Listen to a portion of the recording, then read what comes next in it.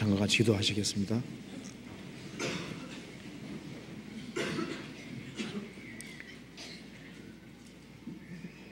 저희를 사랑하시는 하나님 아버지 감사합니다.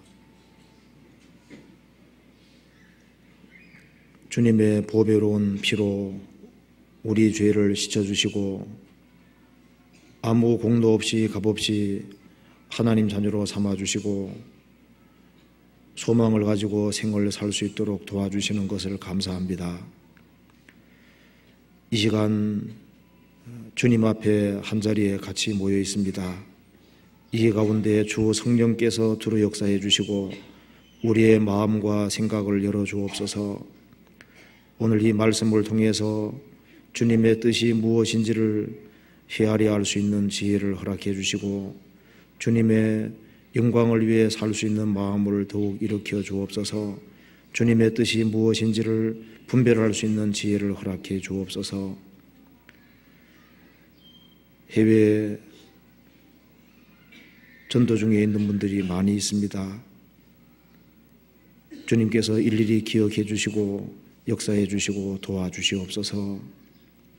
그리고 또 구원받은 가정들 중에 여러 가지 어려움 중에 있는 가정들이 많이 있습니다. 주님께서 일일이 기억해 주시고 주의 역사와 능력을 나타내 주옵소서. 병중에 있는 분들도 있습니다. 주님께서 마음을 유로해 주시고 주님을 더욱 의지할 수 있는 믿음을 허락해 주옵소서. 어떤 어려움이 있다고 할지라도 주님을 의지하는 담대한 믿음 가운데 살아갈 수 있도록 도와주옵소서. 오늘 이 시간 주 성령께서 함께해 주시고 주님 영광을 위해서 친히 인도해 주시고 도와주시옵소서. 주 예수님 이름 받들어 기도합나이다. 아멘. 시편 27편 교독하겠습니다. 시편 27편입니다. 1절부터 끝절까지 교독하겠습니다. 27편입니다.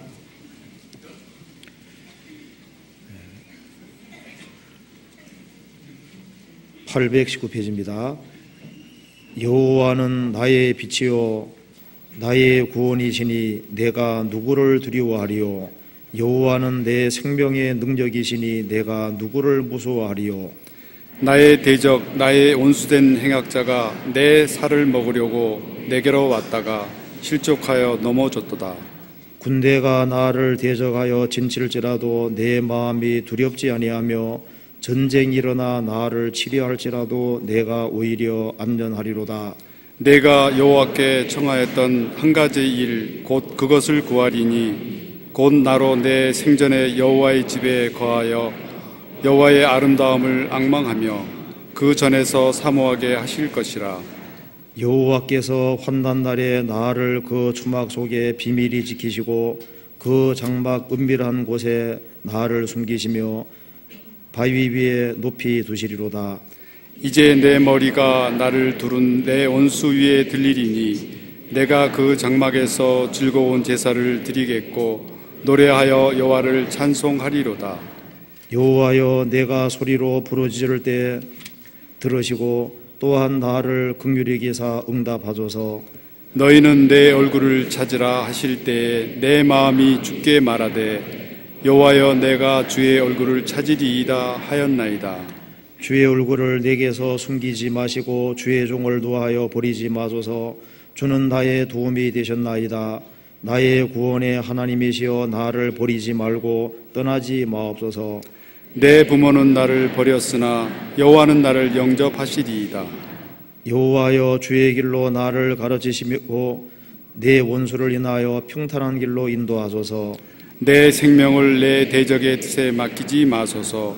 이증자와 악을 토하는 자가 일어나 나를 치려함이니이다. 내가 산자의 땅에 있으며 여호와의 은혜 볼 것을 믿어도다.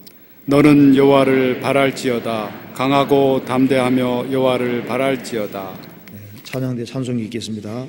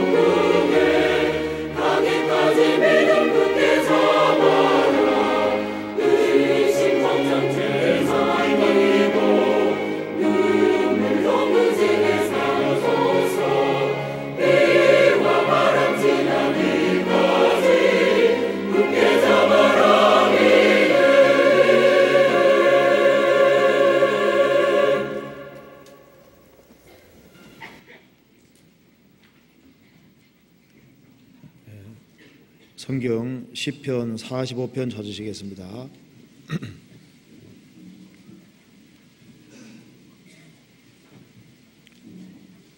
시편 45편입니다. 834페이지입니다. 제가 1절부터 읽겠습니다. 내 마음에서 좋은 말이 넘쳐 왕에 대하여 지은 것을 말하리니 내 혀는 필객의 붓과 같도다. 왕은 인생보다 아름다워 은혜를 입술에 머금으니 그러므로 하나님이 왕에게 영영히 복을 주시도다. 능한 자여 칼을 허리에 차고 왕의 영화와 위엄을 입어줘서 왕은 진리와 온유와 공의를 위하여 위엄 있게 타고 승전하소서. 왕의 오른손이 왕에게 두려운 일을 가르치리이다. 왕의 살이 날카로워 왕의 원수의 염통을 뚫으니 만밀이 왕의 앞에 엎드러지는도다. 하나님이여 주의 보좌가 영영하며 주의 나라의 홀은 공평한 홀이니이다. 왕이 정의를 사랑하고 악을 미워하시니 그러므로 하나님 곧 왕의 하나님이 즐거움의 기름으로 왕에게 부어 왕의 동료보다 성하게 하셨나이다. 11절입니다. 10절입니다. 딸이여 듣고 생각하고 귀를 기울일지어다. 내 백성과 아비 집을 잊어버릴지어다. 그러하면 왕이 너의 아름다움을 사모하실지라. 저는 너의 주시니 너는 저를 경배할지어다. 거기까지입니다. 이요한 목사님께서 지금 일본 동경의 전도에 가셨습니다. 주일 말씀할 때마다 떨립니다. 오늘은 시편 45편 말씀을 중심으로 해서 주님의 아름다움과 성도의 아름다움에 대해서 같이 한번 생각을 해보겠습니다. 여기 시편 45편 2절 말씀에 왕은 인생보다 아름다워, 여기에서 왕은 예수 그리스도를 가르치고 있습니다. 왕은 인생보다 아름다워, 여기에 예수님의 아름다움을 말씀했습니다. 그리고 11절에는 그러하면 왕이 너의 아름다움을 사모하실지라. 여기 너의 아름다움이 나와 있습니다. 그건 성도의 아름다움입니다. 그래서 여기 시편 45편에 두 가지 아름다움에 대해서 기록이 되어 있습니다. 우리 시대는 미에 대한 관점이 상당히 바뀌었습니다. 그것도 조속하게 안 좋게 바뀌어진 겁니다. 이사야 53장 보면은 예수님은 우리의 보기에 흠모할 만한 아름다운 것이 없다고 했습니다. 예수님은 세상에 오실 때 외모가 훌륭하지 못했습니다. 아주 초라한 모습으로 오신 겁니다. 예수님은 마른 땅에 놓은 줄기 같아서 구운 모양도 없고 풍채도 없다고 했습니다. 그런데 이사야 53장에서는 예수님이 우리의 보기에 흠모할 만한 아름다운 것이 없다고 했는데 시편 45편에서는 왕은 인생보다 아름답다고 했습니다. 그러니까 이 아름다움에 대한 개념이 이 사람이 생각하는 것과 하나님이 생각하는 것이 상당히 다르다는 걸 알 수 있습니다. 잠언 31장에서는 고운 것도 거짓되고 아름다운 것도 헛되다고 했습니다. 사실 이 세상에서 아름답다고 하는 것은 잠시 후에 없어지는 겁니다. 그죠? 젊을 때 잠깐 아름답다가 금방 얼굴이 쪼글쪼글해지잖아요. 이 세상에서 아름다움이라는 것은 잠시 지나가는 것에 불과합니다. 그래서 성경에서는 이 세상에서 아름답게 생각하는 그 모든 것이 헛되다고 말씀하신 겁니다. 우리 시대에 집도 아름답게 꾸미려고 노력을 하고 건축물을 가능하면 아름답게 만들려고 하지 않습니까? 옷도 그 아름다운 옷들 외모를 시작하는 일들이 많이 있는데, 물론 그것이 필요하겠지만 그것은 일시적인 것에 불과합니다. 그래서 진정한 미가 뭐냐, 거기에 대한 확실한 관점을 가지고 사는 것이 필요하겠습니다. 우리가 교독한 시편 27편에 보면은 여호와의 아름다움이란 말이 나와 있습니다. 여호와의 아름다움. 미인 선발 대회할 때 진선미 뽑지 않습니까? 그런데 그거는 조금 문제가 있는 거고, 진짜 진선미는 하나님께 속한 겁니다. 모든 참은 하나님께 속한 겁니다. 모든 선한 것도 하나님께 속한 겁니다. 미도 하나님께 속한 거예요. 그래서 하나님은 아름다운 분이기 때문에 미를 가지고 있는 분이기 때문에 천지를 창조할 때 하나님 보시기에 심히 좋고 아름답다고 했습니다. 범죄 결과로 추가 생기게 된 겁니다. 그래서 이 미에 대해서 우리가 정확한 입장을 가지는 것이 필요하겠습니다.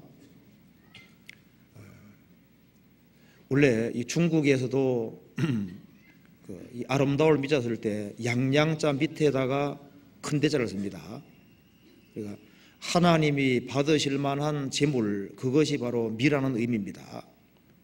중국도 고대에 하나님을 섬길 때 양을 죽였습니다. 양을 죽일 때 아주 크고 실하고 아주 하나님이 받을 만한 그런 재물이 될 때 그것을 미로 본 겁니다. 그것이 성경의 개념하고 똑같습니다.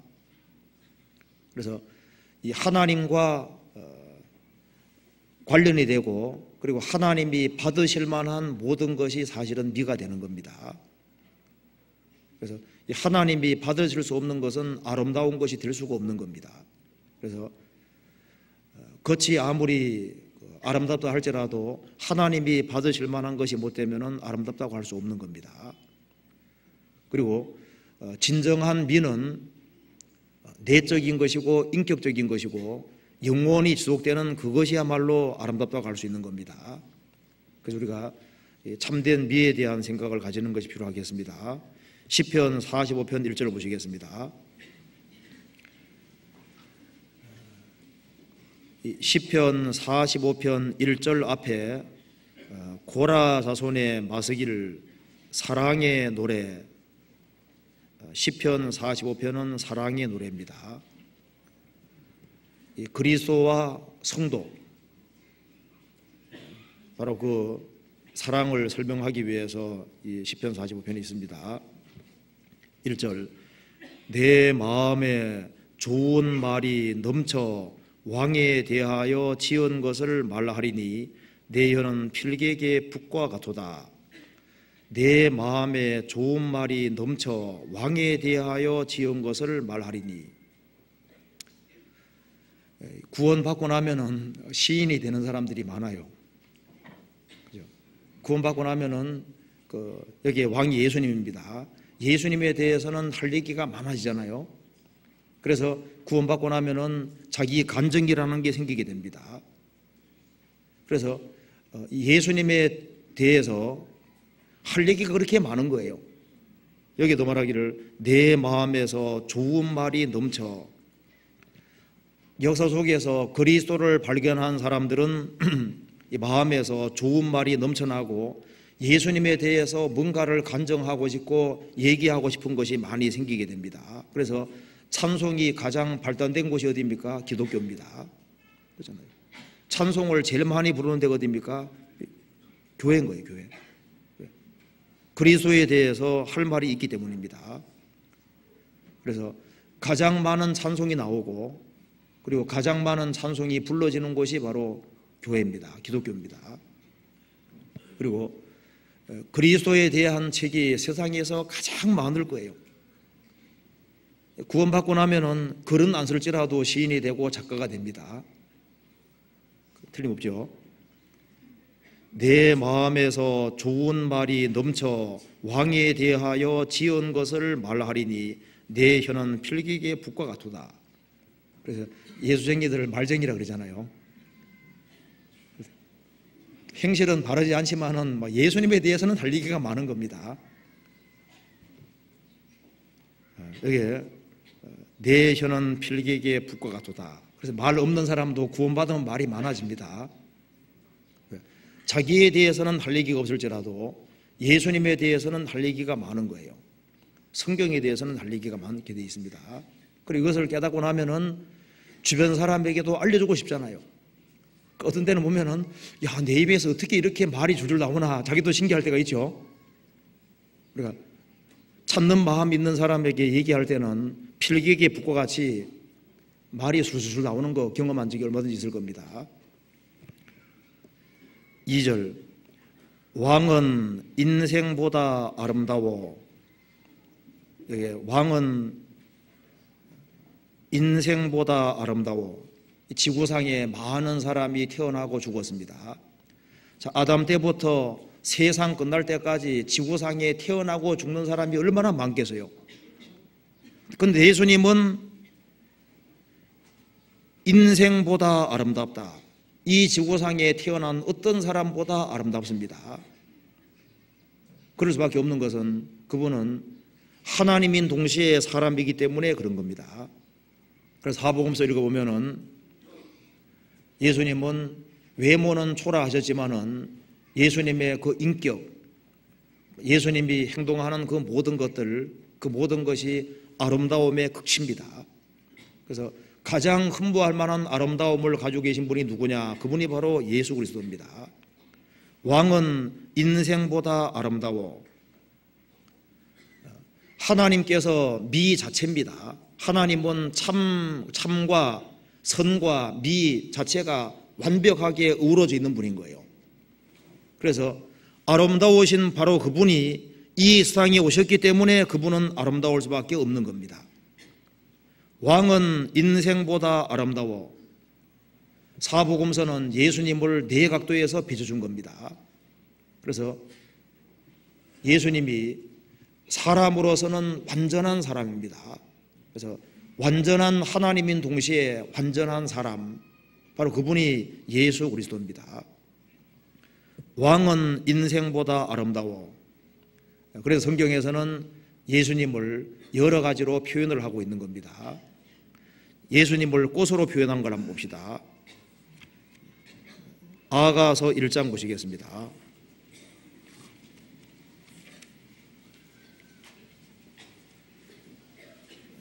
아가서 1장 14절입니다. 959페이지입니다. 같이 읽어보겠습니다. 나의 사랑하는 자는 내게 엔디게 포도원의 고베라 송이로구나. 여기 나의 사랑하는 자 이 말이 나오면은 항상 예수님을 대표하는 겁니다.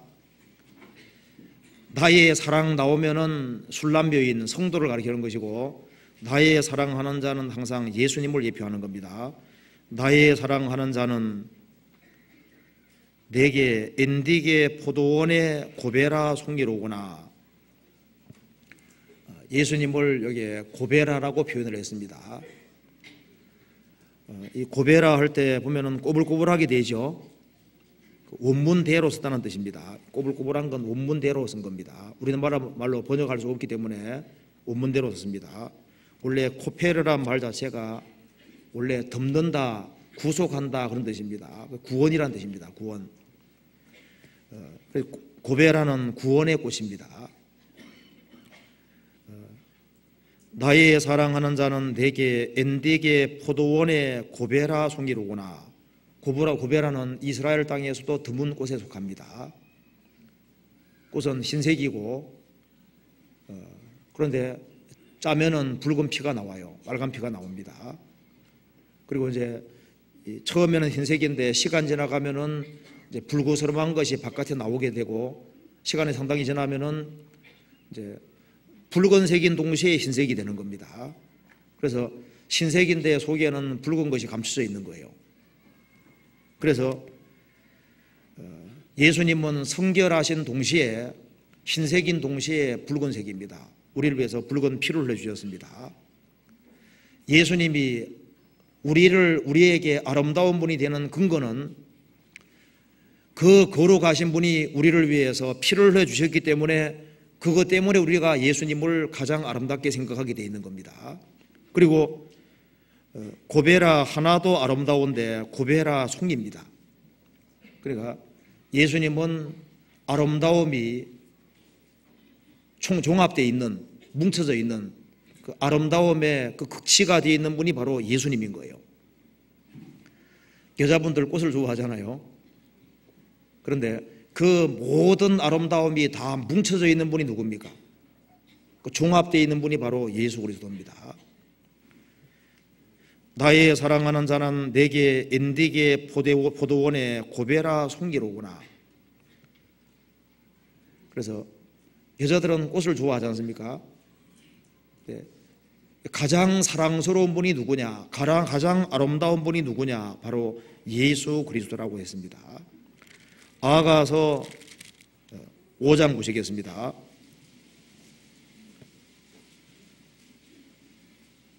5장 10절. 자, 10절 읽고 16절을 읽겠습니다. 나의 사랑하는 자는 시고도 불거 만 사람에 뛰어난다. 입은 심히 다니 그 전체가 사랑스럽구나. 예루살렘 여자들아, 이는 나의 사랑하는 자요 나의 친구일다. 나의 사랑하는 자는, 주님은 시고도 불거 만 사람에 뛰어난다. 예수님이 육체를 입고 오신 사람으로서는 얼른 볼 때 사람에 불과하지만은 예수님은 시고도 붉기 때문에 붉어서 만 사람에 뛰어난다. 예수님은 죄가 없는 분입니다. 죄 없는 예수님이 우리를 위해서 피를 흘려주셨습니다. 고베라 송이하고 똑같은 말입니다. 시고도 붉어 만 사람에 뛰어난다. 예수님이 가장 존귀하고 가장 아름다운 분이 되는 근거는 그 거룩하신 분이 우리를 위해서 피를 흘려주셨기 때문에, 그것 때문에 예수님은 가장 아름다운 분이 되는 겁니다. 왕은 인생보다 아름다워. 그래서 16절에 입은 심히 다니, 예수님 입에서는 은혜의 말씀이 나옵니다. 주의 입에 말씀의 맛이 내게 어찌 그리 단지요. 말씀에도 맛이 있습니다. 그 입은 심히 다니 그 전체가 사랑스럽구나. 예루살렘 여자들아, 이는 나의 사랑하는 자요 나의 친구일다. 그 전체가 사랑스럽구나. 그러죠. 예수님의 탄생, 예수님의 온전한 공생애, 십자가의 죽으심, 부활, 승천, 예수님 전체가 아름답습니다. 예수님에게서는 무엇인가 하나라도 지우고 없앨 것이 없는 거예요. 그 전체가 사랑스럽구나. 전체가 아름답게 되어 있습니다. 이사야 4장 찾아보시겠습니다.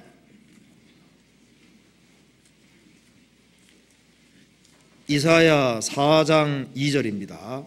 970페이지입니다.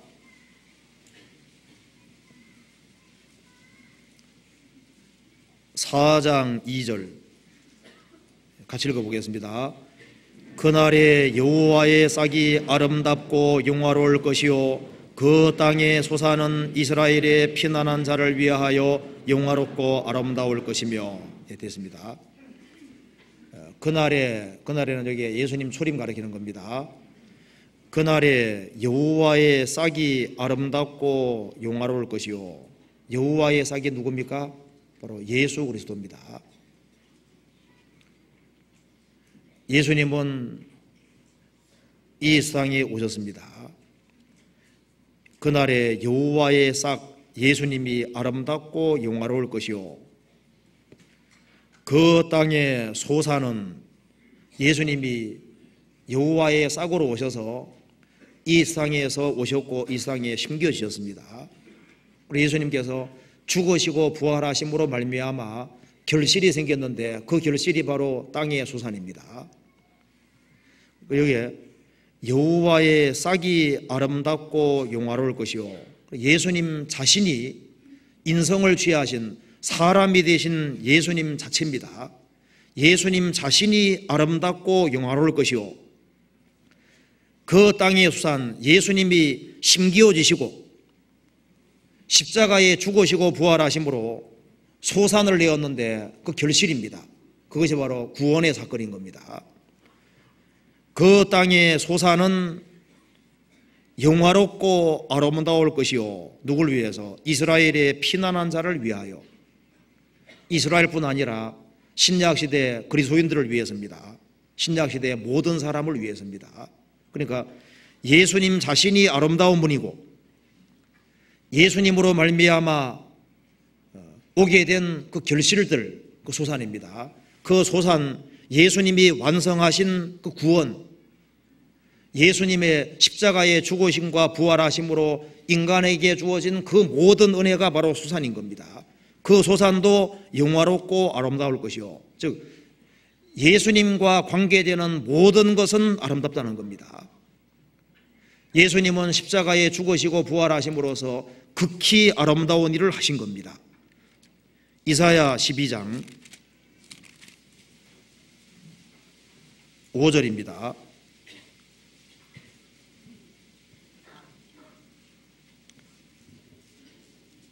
5절 같이 읽어봅시다. 여호와를 찬송할 것은 극히 아름다운 일을 하셨음이니 온 세계에 알게 할지어다. 사실 아름다운 사람들이 아름다운 일을 합니다. 악한 사람들은, 추악한 사람들은 추악한 일을 하는 거예요. 주님은 본질적으로 아름다운 분이기 때문에 그분은 가장 아름다운 일을 하시는 겁니다. 여기에 예수님이 십자가에 죽으심과 부활하심으로 하신 일을 가리켜서 극히 아름다운 일이라고 했습니다. 여호와를 찬송할 것은 극히 아름다운 일을 하셨음이니 온 세계에 알게 할지어다. 천지 창조는 아름다운 것입니다. 그런데 극히라는 말이 붙어있는 것은 바로 구원의 사건 가리키는 거예요. 극히 아름다운 일을 하셨음이니 온 세계에 알게 할지어다. 온 세계에 알게 할 것은 바로 예수님의 죽으심과 부활하심으로 완성하신 극히 아름다운 일, 그것을 온 세계에 전하기 위해 우리가 존재하는 겁니다. 시편 8편 보시겠습니다.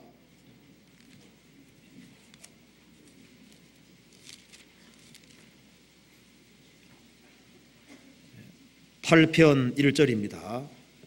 시편 8편 1절 봅시다.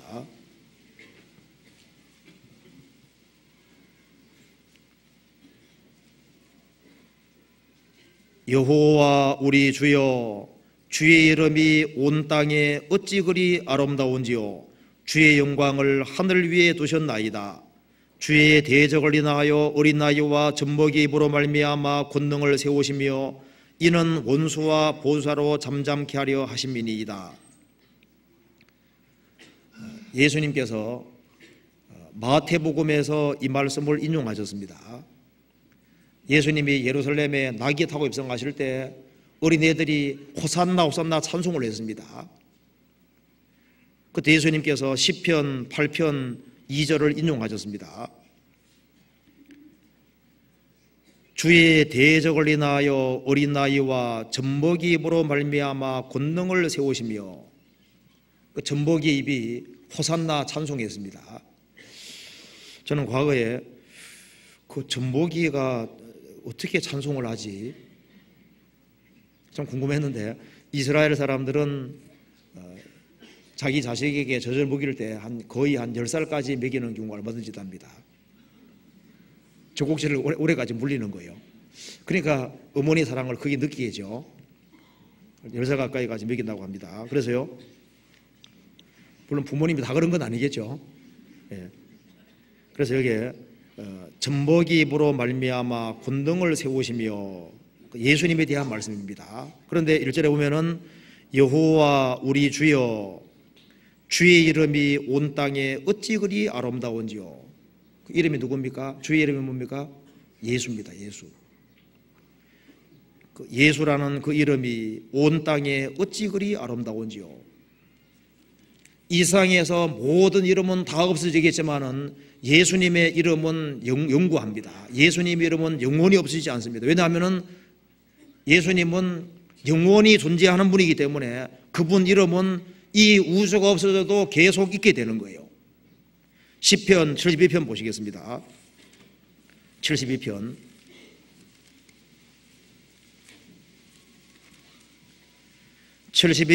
17절입니다. 같이 읽어보겠습니다. 그 이름이 영구하며 그 이름이 해와 같이 장구하리로다. 사람들이 그로 인하여 복을 받으리니 열방이 다 그를 복되다 하리로다. 그 이름 바로 예수입니다. 그 이름이 영구하며 예수님 이름은 영구합니다. 예수님은 창세 전부터 알리신 바 된 자입니다. 그 이름이 해와 같이 장구하리로다. 사람들이 그로 예수님으로 인하여 복을 받으리니 열방이 다 그를 복되다 하리로다. 우리도 예수님 때문에 우리도 복을 받은 사람이잖아요. 그래서 예수님은 아름다운 분입니다. 시편 45편 다시 보시겠습니다. 2절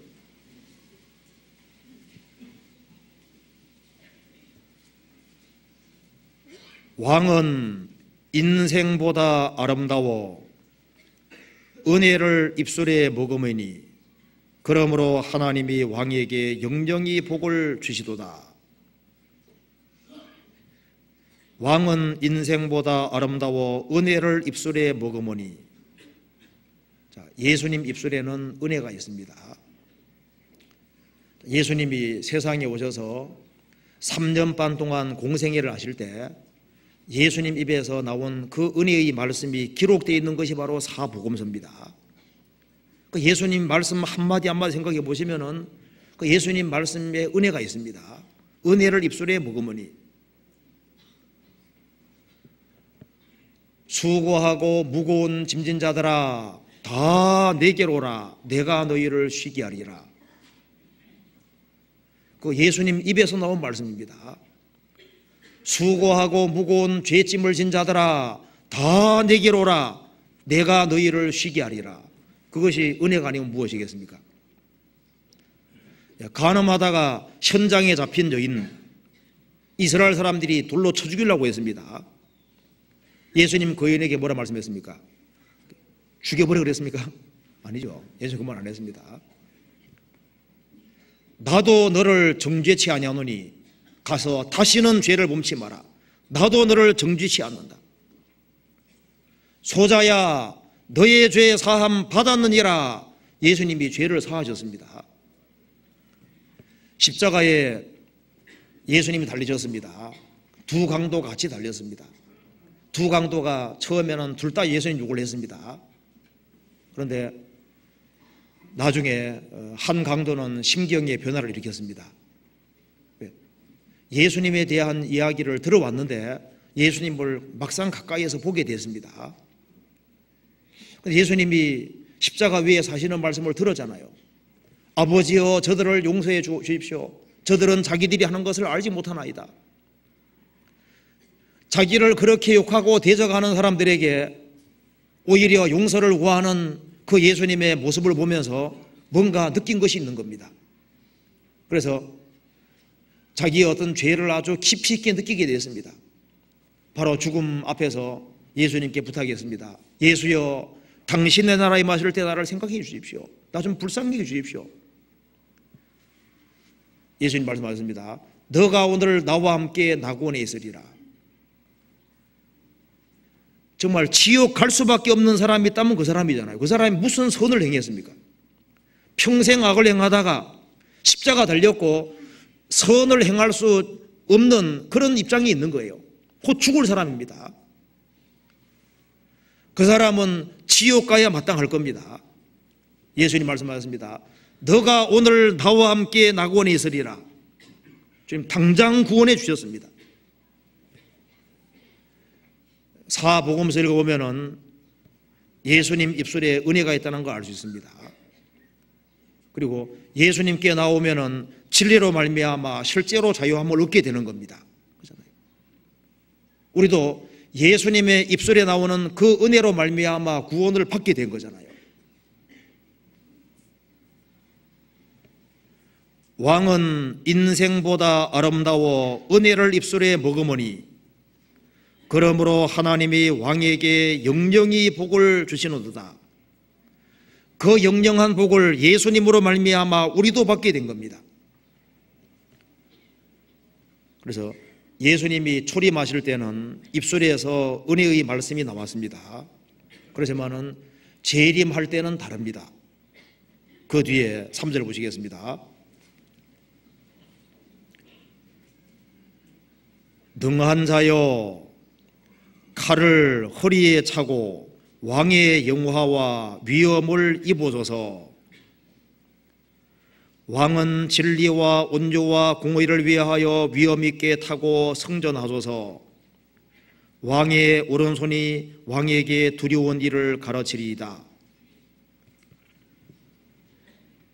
5절 같이 읽어보겠습니다. 왕의 살이 날카로워 왕의 염소의 염통을 뚫으니 만민이 왕의 앞에 엎드러지는도다. 예수님께서 초림하셨을 때는 낙이 타고 초라한 모습으로 예루살렘에 입성하셨습니다. 근데 재림할 때는 다릅니다.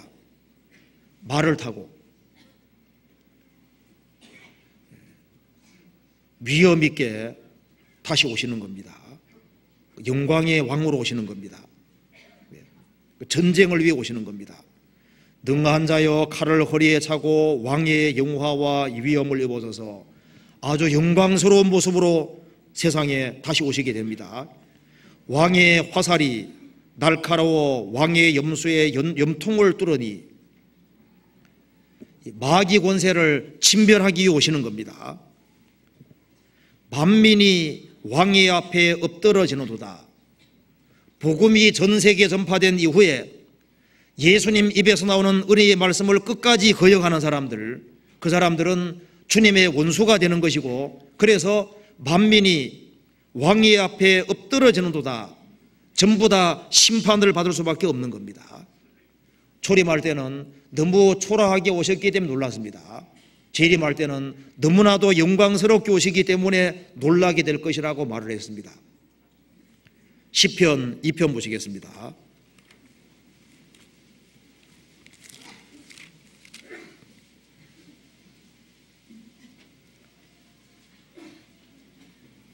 시편 2편 5절입니다.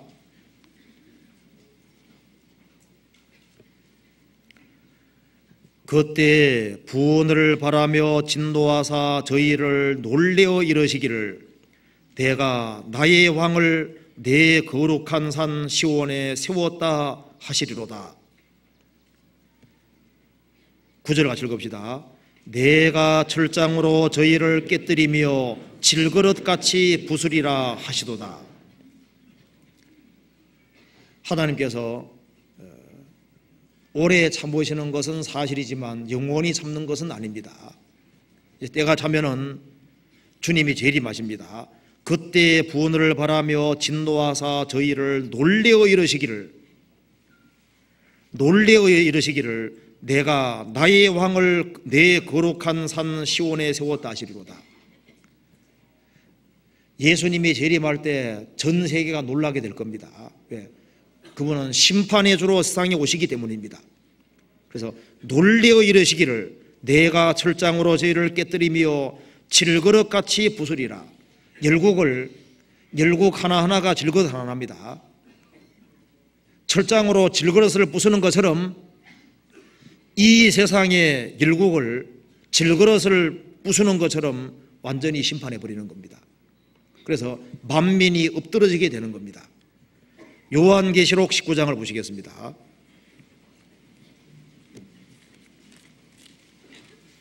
요한계시록 19장 11절입니다. 11절 봅시다.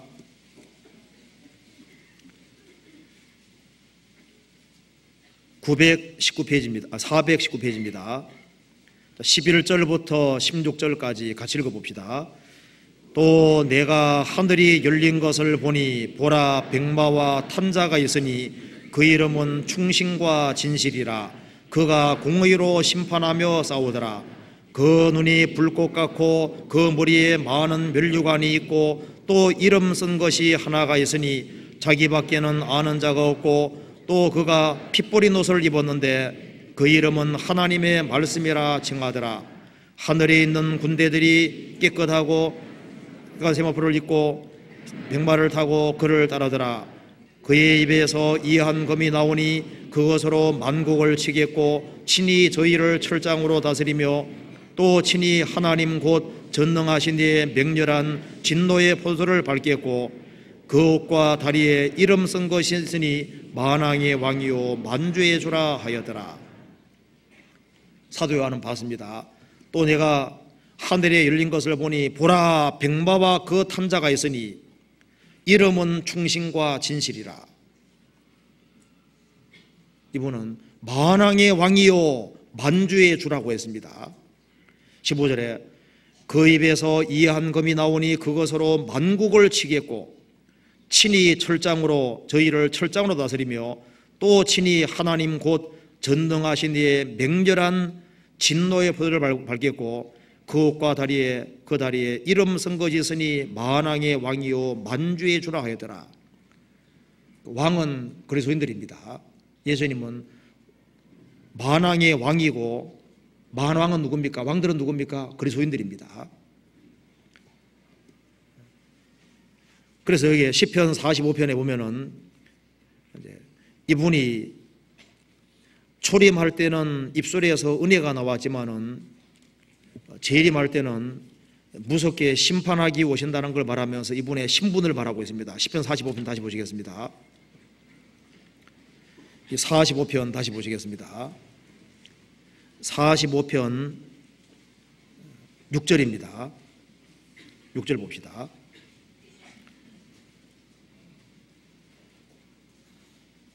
하나님이여 주의 보호자가 영영하며 주의 나라의 홀은 공평한 홀이니이다. 왕이 정의를 사랑하고 악을 미워하시니 그러므로 하나님 곧 왕의 하나님이 즐거움의 기름으로 왕에게 부어 왕의 동료보다 성하게 하셨나이다. 이 말씀이세요. 5절 얘기를 하면서 6절에 하나님이여 이렇게 나갑니다. 하나님이여 주의 보호자가, 이 왕 얘기를 하면서 하나님이여 했는데 이 하나님이여 할 때 이분이 누구냐? 바로 왕을 가리킨다고 히브리서에서 말씀했습니다. 왜냐하면은 그 뒤에 10절에 보면은 11절에 보면은 그러하면 왕이 너의 아름다움을 사모하실지라 저는 너의 주시니 너는 저를 뭐라 했습니까? 경배할지어다. 경배는 누구에게 하는 겁니까? 하나님께 하는 겁니다. 그러니까 왕을 얘기하면서 이 왕이 누군지 아느냐? 사람인 동시에 하나님이라는 것을 말씀하고 있는 겁니다. 그래서 이 시편 45편 6절 7절 말씀을 신약에서 인용하면서 이분이 누군지 아느냐? 바로 예수님이라고 말하면서 이분이 하나님이라는 것을 말하고 있는 겁니다. 히브리서 1장 보시겠습니다. 히브리서 1장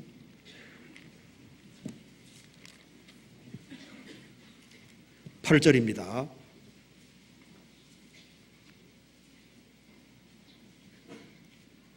(353페이지입니다) 아들에 관하여는 하나님이여 주의 보좌가 영영하며 주의 나라의 홀은 공평한 홀이니이다. 내가 의를 사랑하고 불법을 미워하였으니 그러므로 하나님 곧 너의 하나님이 즐거움의 기름을 내게 부어 내 동료들보다 성하게 하시도다 하였고 또 주여 태초에 주께서 땅에 기초를 두셨으며 하늘도 주의 손으로 지으신 바라. 그것들은 멸망할 것이나 오직 주는 영존할 것이요 그것들은 다 옷과 같이 낡아지리니 의복처럼 갈아입을 것이요 그것들이 옷과 같이 변할 것이나 주는 여전하 연대가 다함이 없으리다 하였으나. 아들에 관해서 예수님에 대해서 말씀하면서 아들에 관하여는 하나님이여 이렇게 말을 했고 10절에서는 또 주여라고 말을 하면서 이분이 창조주라는 것을 얘기하고 있는 겁니다. 하나님이여 주의 보좌가 영영하며 주의 나라에 오른 공평한 홀이니이다. 내가 의를 사랑하고 불법을 미워하였으니 그러므로 하나님 곧 너의 하나님이 그러니까 삼일체 하나님입니다. 즐거움의 기름을 내게 부어 내 동료들보다 성하게 하셨다. 이스라엘에 열왕들이 많이 있었지만은 그 열왕들보다 성하게 하셨다. 그렇죠. 예수님은 왕 중의 왕이기 때문에 그런 겁니다. 그래서 시편 45편에 이 왕이 누군 줄 아느냐? 하나님인데 사람이 되신 분이라는 것을 이렇게 말씀을 했습니다. 그러면은 주님은 진입니다. 주님은 진선미 자체가 되십니다. 그러면은 주님과 배치되는 모든 것이 다 거짓이 되는 거예요. 주님이 참이시기 때문에 주님과 대적하는 것은 뭐가 됩니까? 거짓이 되는 거예요. 주님이 선이기 때문에 주님과 대적편에 서면 뭐가 되는 겁니까? 악이 되는 거예요. 그리고 주님이 미 자체이기 때문에 주님과 대적하면은 그게 추가 되는 겁니다. 그래서 사탄은 대적자라는 뜻입니다. 그래서 사탄은 악의 화신이고 거짓의 화신이고 추한 것의 화신이 되는 겁니다. 그래서 주님을 등지는 길을 택하는 사람은 스스로 추한 길을 걷는 사람이 되는 것이고 거짓된 길을 고집하는 사람이 되는 거예요. 우리 시대 정신은 너 원하는 대로 하라 시대 정신입니다. 너의 주장을 마음대로 펼치고 너의 주관대로 너의 방식대로 살아라. 그게 시대 정신입니다. 그런데 예수님은 그가 아들이시라도 이 세상에 오셔서 순종하고 복종하는 길을 택했습니다. 그래서 참된 아름다움은 예수님께서도 세상에 오셔서 아버지 뜻에 철저하게 굴복하셨잖아요. 내 뜻대로 마옵시고 아버지 뜻대로 하옵소서. 그 아버지 뜻 앞에 굴복시키고 살아가는 그것이 참으로 하나님 볼 때 아름다운 겁니다. 우리 시대에 진정한 아름다움이 무엇인지를 잘 모르고 있습니다. 성경 빌립보서 1장 보시겠습니다. 2장 보시겠습니다. 빌립보서 2장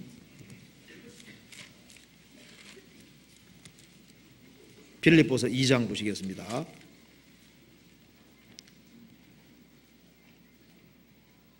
5절입니다. 너희 안에 이 마음을 품으라. 곧 그리스도 예수의 마음이니 그는 근본 하나님의 본체시나 하나님과 동등됨을 취할 것으로 여기지 아니하시고 오히려 자기를 비어 종의 형체를 가져 사람들과 같이 되었고 사람의 모양으로 나타나셨음에 자기를 낮추시고 죽기까지 복종하셨으니고 십자가에 죽으심이라. 그는 근본 하나님의 본체시나 오히려 자기를 낮추셨는데 자기를 낮추시고 그 겸손의 마음입니다. 그리고 죽기까지 복종하셨으니 그 복종하는 마음입니다. 그래서 이 마귀는 부추깁니다. 너 인생을 너 주관대로 살아라 그렇게 부추깁니다. 그런데 참된 아름다움은 다릅니다. 그런데 우리 시대에 주님의 아름다움을 볼 수 있는 사람이 너무 적습니다. 왜 주님의 아름다움을 보지 못하냐 하면은 마귀가 이 세상에서 먹음직하고 부함직하고 지혜롭게 할 만한 탐스러운 것을 많이 만들어 놨기 때문에 사람의 눈을 가려놨습니다. 그래서 주님의 아름다움을 보기 위해서는 좀 마음을 차분히 가라앉혀야 됩니다. 그래서 이 하나님의 음성을 들을 수 있어야 됩니다. 혀를 제갈 먹이지 않는 사람은, 잠잠하지 않는 사람은 진정한 아름다움이 무엇인지를 볼 수가 없을 겁니다. 인간 편에서 좀 잠잠해야만 하나님이 말씀하는 걸 들을 수 있는 거예요. 그래서 적절한 침묵은 필요한 겁니다. 우리 시대는 너무 복잡해요. 너무 분주합니다. 보고 듣는 것이 너무 많아요. 분주하면은 마땅히 봐야 될 것을 보지 못하게 됩니다. 예수님께서도 공생의 기간 동안에 얼마나 바쁘셨습니까? 분주하게 다니셨지만은 항상 한적한 곳으로 가서 따로 있었습니다. 왜? 조용하게 혼자 있는 시간을 가진 겁니다. 그래야만 눈에 보이지 않는 하나님과 교통할 수 있는 겁니다. 사람은 영혼 몸이 있습니다. 우리의 눈은, 우리 감각기관은 바깥 세계를 보도록 지어진 거예요. 그런데 바깥 세계만 계속 보는 사람은 주님하고 교제하고 교통하는 시간을 가질 수 없을 겁니다. 그래서 때로는 외부와 잠깐 차단시키는 것이 필요합니다. 성경에 말씀하기를 에서는 들 사람이고 야곱은 종용한 사람이라고 했습니다. 에서는 익숙한 사냥꾼입니다. 바깥 세계에 밝아요. 눈만 뜨면 사냥하러 다녔습니다. 그래서 온 산을 헤집고 다니면서 온갖 짐승들을 잡고 짐승상대에 익숙해졌습니다. 그러니까 이 짐승의 어떤 생태에 대해서 자세하게 아는 사람이 에서인 거예요. 그런데 바깥 세계를 추구하다 보니까 하나님과 교통하는 것을 등한히 하게 되고, 그러니까 날이 가면 갈수록 장자 명분은 작아지게 된 겁니다. 나중에 장자 명분은 팥죽 한 그릇만도 못하게 돼버린 거예요. 팔아먹어버리잖아요. 반면에 야곱은 종용한 사람이었습니다. 그는 조용히 생각할 수 있는 시간을 많이 가졌습니다. 아버지 이삭의 얘기를 귀담아 들었습니다. 그리고 그 아버지에게 들은 말씀을 깊이 묵상을 했습니다. 그렇게 하는 가운데 하나님의 아름다움을 볼 수 있었고, 장자 축복의 아름다움을 볼 수 있었고, 영원한 것의 아름다움을 볼 수 있었고, 그래서 영원한 것이야말로 가장 아름다운 것이기 때문에 그걸 간절히 사모하게 됐던 겁니다. 그래서 그는, 야곱은 그 영원한 축복을 얻을 수 있었습니다. 우리가 하나님의 신령한 것을 잊지 않기 위해서 이 세상 것에만 밝아가지고는 마땅히 봐야 될 것을 보지 못할 겁니다. 그래서 지금 바쁜 세계 속에 살고 있지만은 잠깐 멈춤하고 성경 골방에 들어가란 말이잖아요. 골방에 혼자 조용하게 무릎 꿇고 혼자 조용하게 하나님과만 함께 있는 시간을 가지는 것이 필요합니다. 우리 시대에 왜 구원받지 못하는 줄 아세요? 일단 참을성이 없습니다. 전도 집회 일주일 동안 들을 수 있는 그 인내심이 없어요. 주님께서는 축복을 주려고 기다리시는데 6일째 복음이 풀리면 5일까지 듣다가 가버리는 거예요.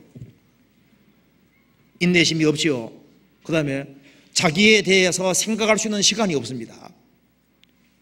자기 인생을 진지하게 생각하는 사람이 너무 적어요. 마음이 공중에 붕 떠 있습니다. 아무 생각이 없어요. 왜냐하면 눈에 보이는 것들이 많기 때문에 그것에 마음이 기울어져 있으니까 마땅히 봐야 될 것을 보지 못하게 되는 겁니다. 예수님이 한적한 곳에 가셨습니다. 우리에게도 그것이 필요한 거예요. 마가복음 1장 보시겠습니다.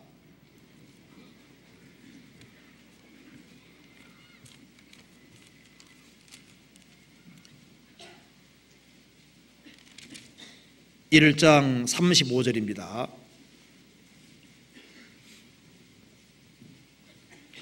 (35절) 새벽 오히려 미명에 예수께서 일어나 나가 한적한 곳으로 가사 거기서 기도하시더니, 새벽 오히려 미명에 예수께서 일어나 나가 한적한 곳으로 가사, 한적한 곳에 사람이 모이지 않는 한적한 곳. 예수님은 하나님의 아들이셨지만은, 그분은 능력이 충만한 분이셨지만은 그래도 한적한 곳으로 가셨습니다. 그래서 일단 바깥 세계하고 단절하고 할 수는 없지만은 일단 외부 세계와 잠깐 단절하고 일단 끊어놓고 조용하게 자기의 삶을 돌아볼 수 있는 시간을 꼭 가져야 됩니다. 그래야만 마땅히 볼 것을 볼 수 있고, 그리고 주일 말씀을 듣든지 수요일 말씀을 듣든지 혹은 구역 모임 가든지 거기에서 하나님이 보여줄 것을 볼 수 있는 겁니다. 그래서 좀 생각 안 하게 얘기하는데요, 이 모임에 참여하면은 일단 끝날 때까지는 일어나지 않는 게 잘하는 겁니다. 술 취하려면 어떻게 하면 취할 수 있습니까? 술 취하려면은 일단 술잔을 주거니 밟거니 하면서 끝까지 가는 사람이 취하는 거예요. 중간에 나가버리는 사람은 취하는 게 뭔지 모릅니다. 제발 구역 모임 가면은 중간에 나가지 마세요. 왜? 성령께서 거의 끝부분에 역사하시거든요. 설교 시간도 설교도 마찬가지입니다. 지루하게 보이지만은 끝부분에 가서 주님이 크게 역사하시는 경우가 많습니다. 참고 기다리는 사람에게 좋은 걸 주시는 거예요. 모르셨죠? 진짜 그렇습니다. 그래서 끝까지 참고 견디는 게 잘하는 겁니다. 자, 시편 45편 다시 보시겠습니다. 여기 이제 45편에 보면은 이제 그리스도의 신부의 아름다움이 여기 나와 있습니다. 시편 45편 10절을 보시겠습니다. 딸이여 듣고 생각하고 귀를 기울일지어다. 내 백성과 내 아비의 집을 잊어버릴지어다. 그러하면 왕이 너의 아름다움을 사모하실지라. 저는 너의 주시니 너는 저를 경배할지어다. 딸이여 듣고 생각하고 귀를 기울일지어다. 이 예수님이 얼마나 높은 분이고 얼마나 위대한 분인지 생각하고 이분이 얼마나 아름다운 분인지를 생각해 보라고 말입니다. 딸이여 듣고 생각하고 귀를 기울일지어다. 우리가 주님의 음성에 귀를 기울이면 기울일수록 주님이 얼마나 위대하고 놀랍고 아름다운 분인지를 알게 됩니다. 이 그리스도의 신부가 되는 거예요. 딸이여 듣고 생각하고 귀를 기울일지어다. 내 백성과 아비 집을 잊어버릴지어다. 그러하면 왕이 너의 아름다움을 사모하실지라. 여기서 무엇이 아름다운 것인지 알 수 있습니다. 시집갈 때 시집가면은 시댁에 소속이 되는 거예요. 그래서 친정에서 시댁으로 이제 시집가면은 시댁 소속이 되는 겁니다. 물론 그것은 신령한 것의 그림자입니다. 내 백성과 아비 집을 잊어버릴지어다. 그러하면 왕이 너의 아름다움을 사모하실지라. 여기 뭘 가르칠까요? 여기에 대한 대표적인 예가 바로 리브가입니다. 리브가. 성경 찾아봅시다. 창세기 24장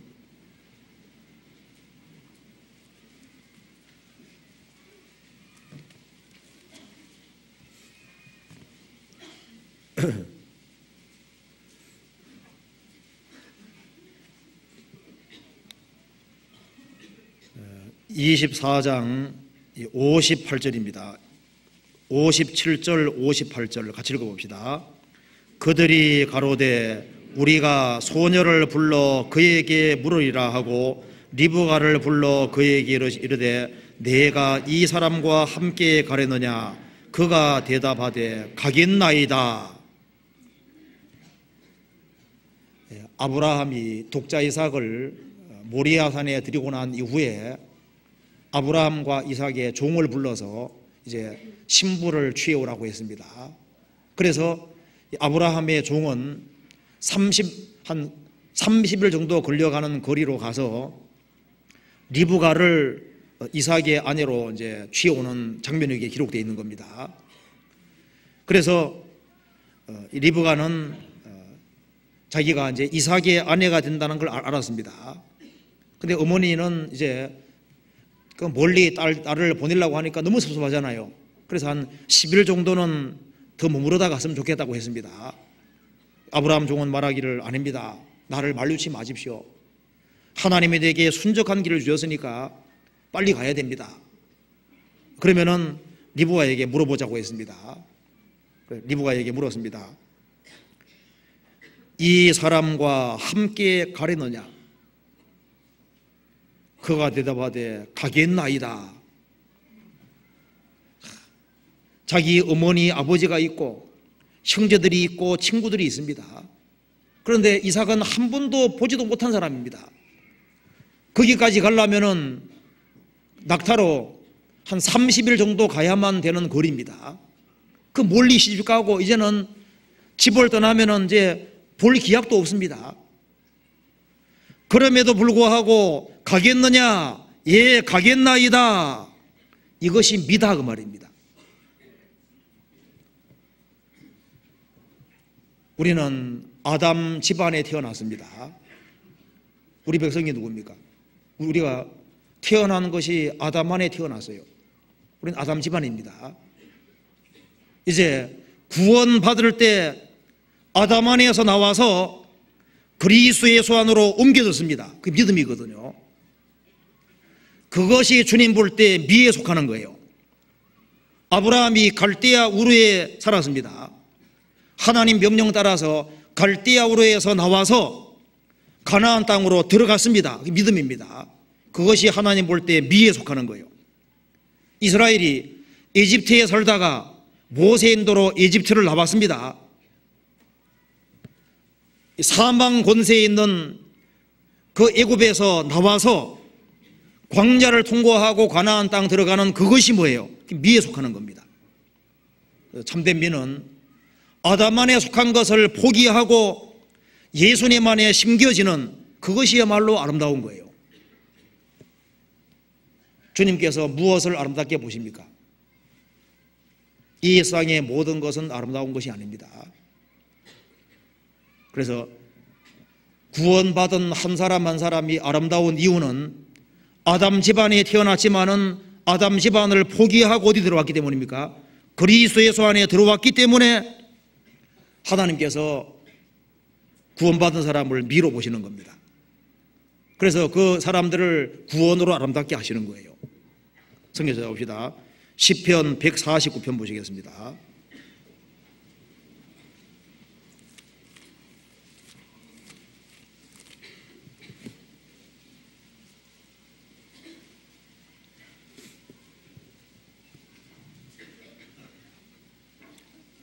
(149편) 4절입니다.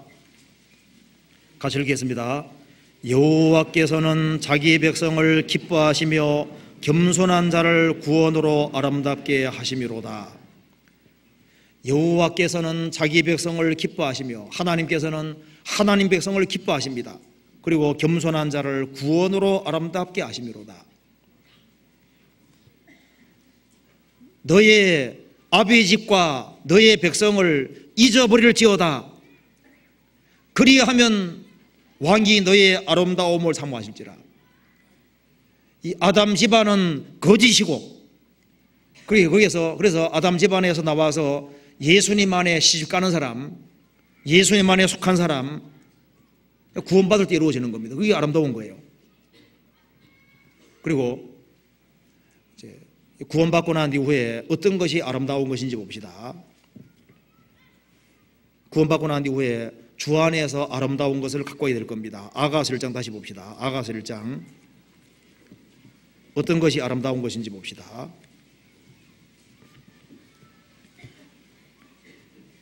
(1장) 10절입니다. 1장 10절. 내 두 뺨은 따은 머리털로 내 목은 구슬깨미로 아름답구나. 우리가 너를 위하여 금사슬을 은바가 만들리라. 여기 내 두 뺨은 따은 머리털로 아름답구나. 그리고 내 목은 구슬깨미로 아름답구나. 이렇게 말했습니다.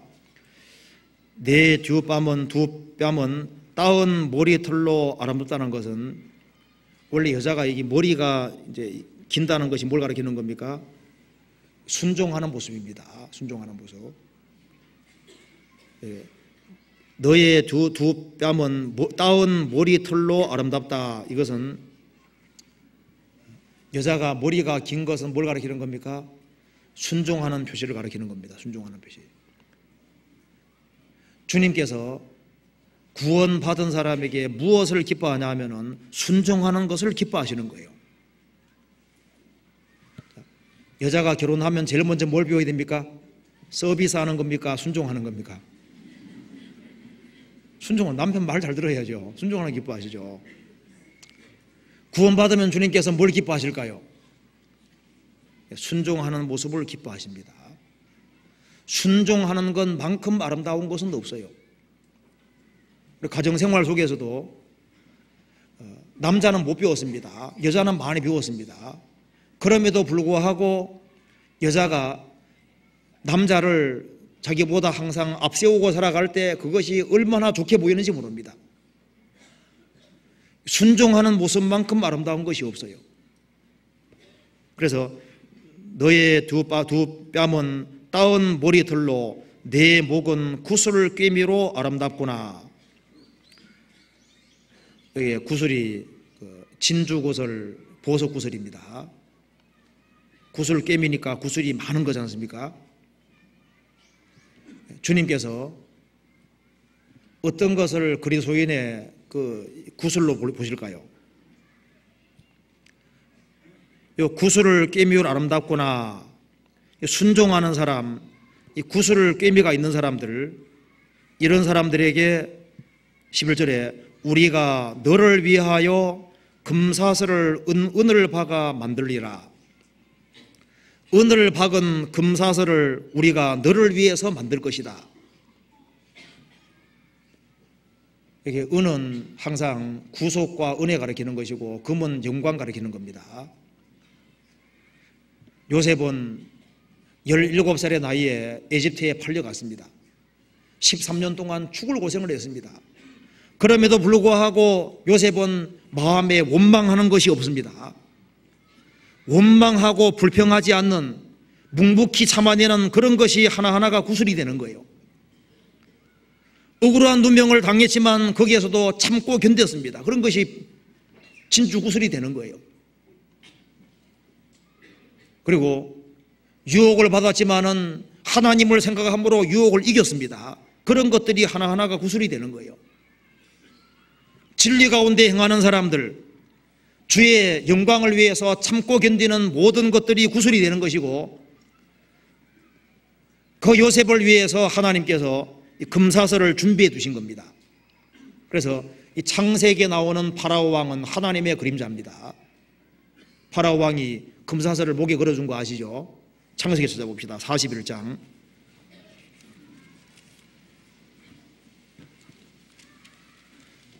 (41장)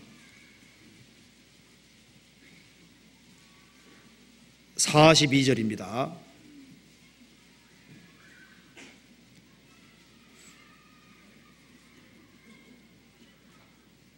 (42절) 자기의 인장 반지를 빼어 요셉의 손에 끼우고 그에게 세마포를 입히고 금사슬을 목에 걸고. 요셉이 금사슬을 목에 걸기까지는 인고의 세월을 보냈습니다. 그 하나님을 생각하고 그 어려운 걸 다 참고 견뎌냈습니다. 그래서 하나님께서 요셉을 위해서 금사슬을 준비해 두신 겁니다. 금사슬은 바로 영광을 가리키고 있는 겁니다. 하나님께서는 진리 가운데 행하는 사람을 위해서 은혜와 영광을 준비해 두고 있는 겁니다. 잠언 1장.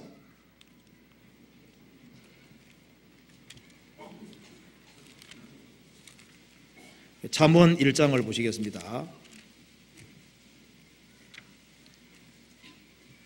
잠언 1장 9절 같이 읽어보겠습니다. 이는 내 머리에 아름다운 관이요 내 목에 금사슬이니라.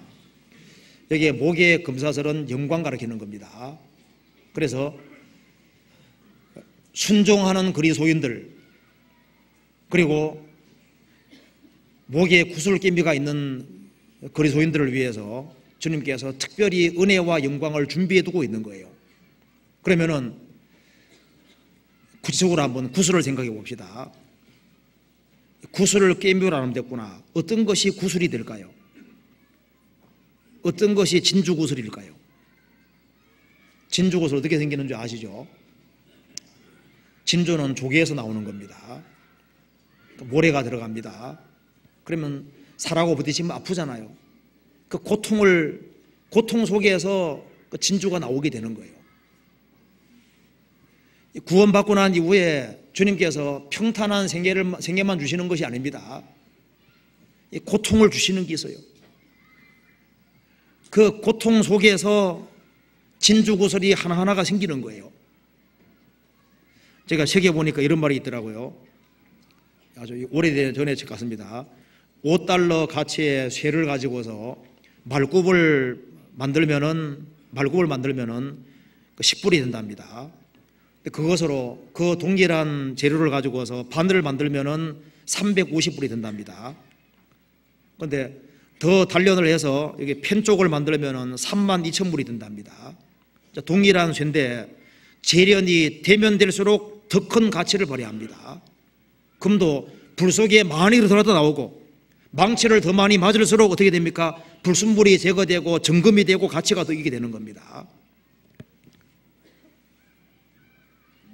구원받고 난 이후에 우리가 이제 하루하루 생활을 살아가는 가운데 진주구슬이 하나씩 생기는 거예요. 그래서 애매히 고난을 받아도 슬픔을 참으면 이런 아름답다고 했습니다. 억울한 소리를 들었지만은 한바탕 하고 싶지만은 주님을 생각함으로 참고 견딜 때 그것이 뭐가 됩니까? 그 진주구슬이 되는 거예요. 성경 베드로전서 2장 보시겠습니다.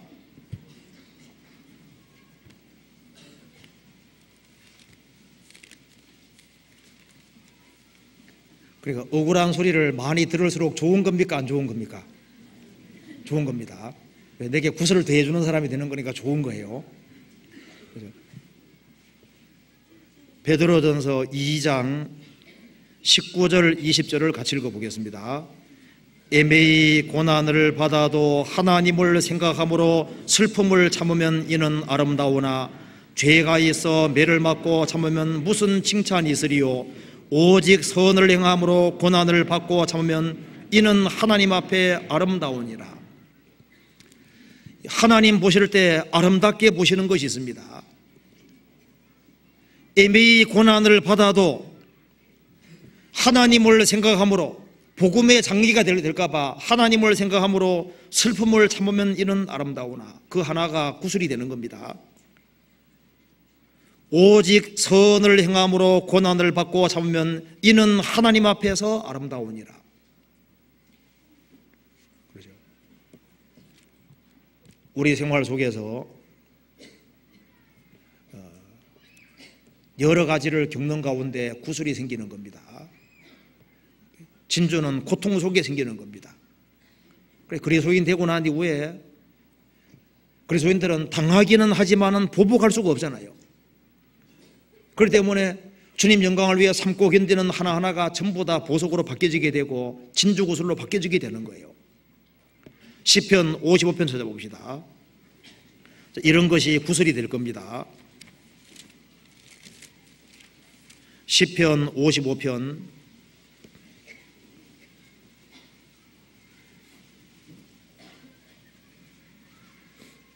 2절입니다. 내게 굽히사 응답하소서. 내가 근심으로 편치 못하여 탄식하오니. 4절 내 마음이 내 속에서 심히 아파하며 사망의 위험이 내게 미쳐도다. 12절 나를 책망하는 자가 원수가 아니라 원수일진데 내가 참았으리라. 나를 대하여 자기를 높이는 자가 나를 미워하는 자가 아니라 미워하는 자일진데 내가 그를 피하여 숨었으리라. 그가 곧 너로다. 나의 동료, 나의 동무요, 나의 가까운 친구로다. 우리가 같이 재미롭게 의논하며 무리와 함께 하나님의 집안에서 다녀도다. 여기 보면은 다윗이 이렇게 기도했습니다. 여기에 2절에 말하기를 내가 근심으로 편치 못하며 탄식하오니, 마음에 근심이 있고 탄식이 있습니다.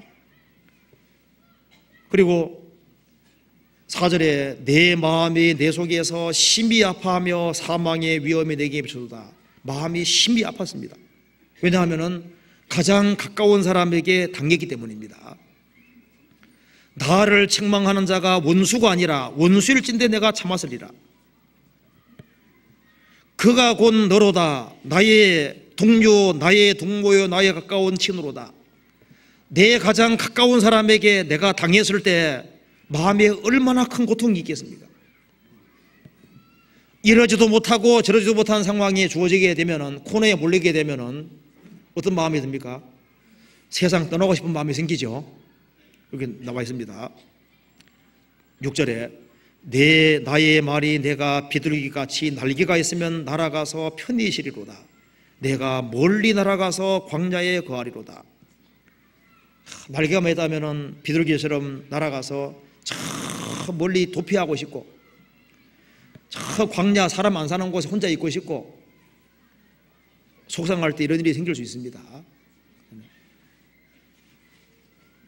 그렇지만은 갈 데가 없잖아요. 광야로 갈 수도 없고 날개 달린 것도 아니고, 그래 결국은 피난처로 갈 수밖에 없습니다. 누굽니까? 주님께로 달려갈 수밖에 없는 거예요. 8절에 내가 피난처에 속히 가서 폭풍과 광풍을 피하리라 하여도다. 그래서 한바탕 하고 싶은 마음도 있고 도피하고 싶은 마음도 있고 충돌하고 싶은 마음도 있지만은 주님을 생각하고 주님께 피하고 주님께 아뢰고 기도하고, 그래서 주님의 도움을 받음으로써 문제가 해결될 때 그런 경험 하나하나가 뭐가 되는 겁니까? 진주가 되는 거예요.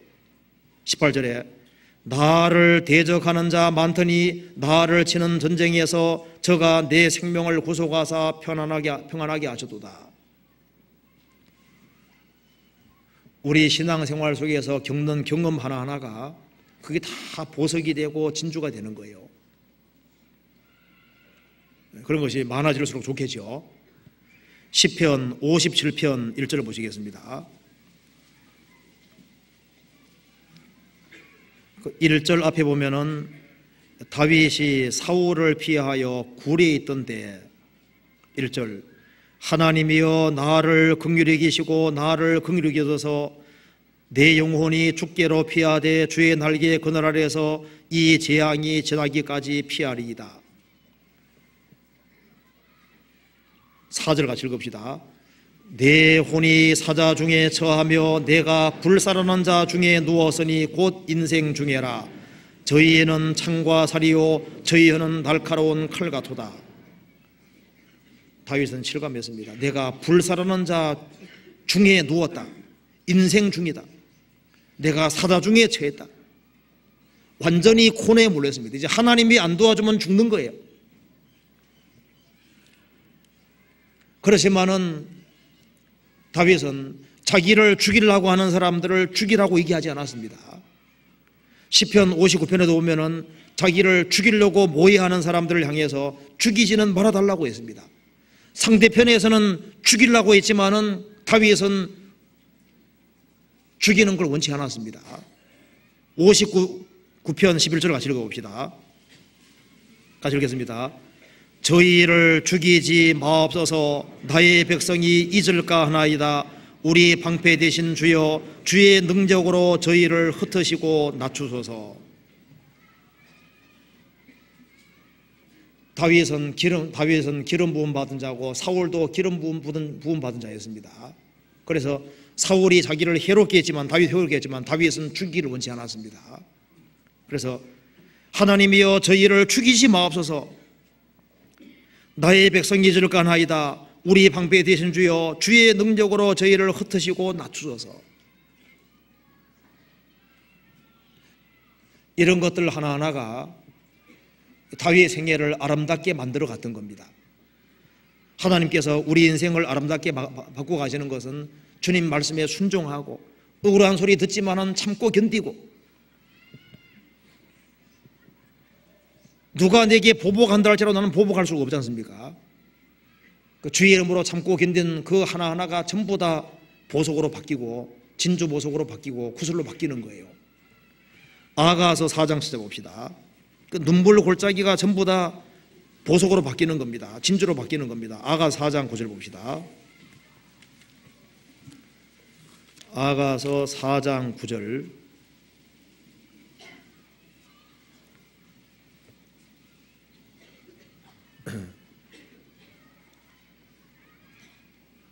같이 읽어보겠습니다.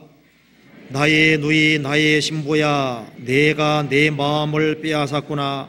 내 눈으로 한 번 보는 것과 내 목에 구슬 한 개미로 내 마음을 빼앗았구나. 주님의 신랑의 마음을 빼앗는 걸 얘기를 하면서 내 눈으로 한 번 보는 것과 어떻게 한 번 보는 것으로 마음 빼앗을까요? 그러니까 이 술람비 여인은 성도의 그림자입니다. 주님을 정말 사모하는 눈빛으로 보는 그 눈빛 하나로 주님 마음을 사로잡아 버리는 거예요. 우리가 예수님이 길 가실 때 소경거지 바디메오이지 않습니까? 정말 열렬하게 예수님 지나가실 때 다윗 자손 예수여 나 좀 불쌍히 여기게 주시오. 얼마나 간절한 마음으로 부르짖었습니까? 그런 거 주님 마음을 딱 붙잡은 거예요. 여기에 한 번 보는 것으로 마음을 빼앗았다는 것은 거기에는 주님을 사모하는 그 눈빛인 겁니다. 그거 있으니까 주님 마음을 딱 붙잡는 거예요. 그리고 내 목에 구슬 한 깨미로 내 마음을 빼앗았구나. 구슬 한 깨미가 뭡니까? 정말 주님 때문에 참고 견딘 그 모든 것들이 바로 구슬 깨미입니다. 주님께서 그런 사람들을 사랑하시고 도와주시는 겁니다. 신부 단장을 더 구체적으로 한번 봅시다. 우리 신앙생활은 신부 단장입니다. 교회는 뭡니까? 신부 단장소. 구원받은 사람들은 그리스도의 신부입니다. 4장 1절에 보시겠습니다. 어떤 것이 주님께서 어떤 것을 기뻐하는지 한번 봅시다. 4장 1절에서부터 5절까지 같이 읽어봅시다. 내 사랑 너는 어여쁘고도 어여보다 노을 속에 있는 내 눈이 비둘기 같고 내 머리털은 길르앗산 기슭에 누운 무리염소 같구나. 내 이는 목욕장에서 나온 털 깎인 암양 곧 새끼 없는 것은 하나도 없이 각각 쌍태를 낳은 양 같구나. 내 입술은 홍색 실 같고 내 입은 어여쁘고 노을 속에 내 뺨은 성류 한쪽 같구나. 내 목은 군기를 두려고 건축한 다윗의 망대 곧 일천방패 용사의 모든 방패가 달린 망대 같고 내 두 유방은 백합화 가운데서 꼴을 먹이는 쌍태 누르새끼 같구나. 하나 넘겨봅시다. 7장 1절도 같이 읽어봅시다. 7장 1절도 같이 읽어보겠습니다. 귀한 자에 따라 신을 신은 내 발이 어찌 그리 아름다운가. 내 너주다리는 둥글어서 공교한 장색에 만든 구슬깨미 같구나. 여기서요 1절에 봅시다. 4장 1절에 전부 다 아름답다고 되어 있죠. 이거 보면은 주님께서 이 그리스도인들을 너무 사랑한다는 걸 알 수 있습니다. 4장 1절에 내 사랑 너는 어여쁘고도 어여쁘다. 지금도 주님께서 똑같이 이렇게 보실 겁니다. 노을 속에 있는 내 눈이 비둘기 같고, 이게 눈이 아름답다는 것은 뭡니까? 주님을 바라보는 눈입니다. 주님을 사모하는 마음으로 보는 눈을 가리키는 거예요. 우리가 주님을 사랑하고 사모하는 눈을 가질 때 주님께서 그걸 아름답게 보시는 것이 틀림없을 겁니다. 내 머리털은 길러앗한 기슭에 누운 무리염소 같구나. 머리털이 길다는 것은 순종하는 표시입니다. 그리스도인들이 주 안에서 묵묵히 순종하는 삶을 살아갈 때 주님께서 그것을 아름답게 보실 겁니다. 2절에 내 이는 목욕장에서 나온 털 깎인 암양 곧 새끼 없는 것은 하나도 없이 각각 쌍태를 낳은 양 같구나. 이가 전부 다 고르게 되어 있다는 것은 뭡니까? 그리스도인들이 하나님 말씀을 잘 먹는 모습입니다. 자녀가 밥을 잘 먹으면 부모는 기쁩니다. 그리스도인들이 하나님 말씀을 잘 듣고 하나님 말씀을 잘 먹고 잘 소화시키고 하면은 주님이 그걸 보고 기뻐하실 거예요. 여기에 이를 기뻐한 것은 그리스도인들이 하나님 말씀을 잘 먹는 입을 가리키는 겁니다. 우리가 주일날 나와서 말씀을 열심히 듣는 것 자체를 주님 기뻐하셔요. 그거 아세요? 그리고 하나님 말씀을 잘 받아 먹고 하나님 말씀을 잘 알아듣고 잘 받아 먹는 그거 자체를 주님 기뻐하십니다. 말씀 듣는 것을 얼마나 기뻐하는지 몰라요. 그리고 3절에 내 입술은 홍색실 같고, 입술이 홍색실 같다는 것은 뭡니까? 홍색실은 예수님의 죽음을 가리키는 겁니다. 피를 가리키는 거예요. 우리 입술에서 피에 대한 간증이 나올 때 주님이 그 피에 대한 간증이 나오고 예수님 구속에 대한 간증이 나올 때 그걸 기뻐하십니다. 여기는 뭐였다 하면은 그 간증하는 내용이 피 내용이네. 주님이 그걸 기뻐하시는데요. 예수님 피보다 더 중요한 거 없잖아요. 여기는 새로 구원받은 사람 간증하면 또 피 얘기요, 피 얘기. 주님이 기뻐하시는 겁니다. 한 사람이 주님의 피공로를 깨달았다는 것이 얼마나 큰 겁니까? 이제 아버지가 자녀가 처음 태어날 때는 막 관심이 많았습니다. 둘째 태어나면 또 관심이잖아요. 이제 계속 이제 태어난다 해봅시다. 나중에 이제 태어나서 이제 관심이 별로 없어지는, 그럴 수 있을지 몰라도 하나님은 다릅니다. 하나님은 한 사람 한 사람이 탄생하고 예수님의 복음을 깨우칠 때마다 하나님은 그렇게 기뻐하시는 거예요. 진짜입니다. 내 입술은 홍색실 같고 내 입은 어여쁘고, 입이 어여쁘다는 것이 뭡니까? 입에서 진리의 말이 나오고 고운 말이 나오고 덕을 세우는 말이 나올 때 주님이 그걸 기뻐하시는 거예요. 내 입은 어여쁘고 노을 속에 내 뺨은 석류 한쪽 같구나. 땀이 불다는 것은 뭡니까? 염치와 정절이 있는 걸 가리키는 겁니다. 보통 결혼하고 얼마 안 됐을 때는 염치가 많잖아요. 근데 결혼하고 이제 세월 지나가면 염치가 없어지죠. 그런 경향이 있지 않습니까? 여기 이제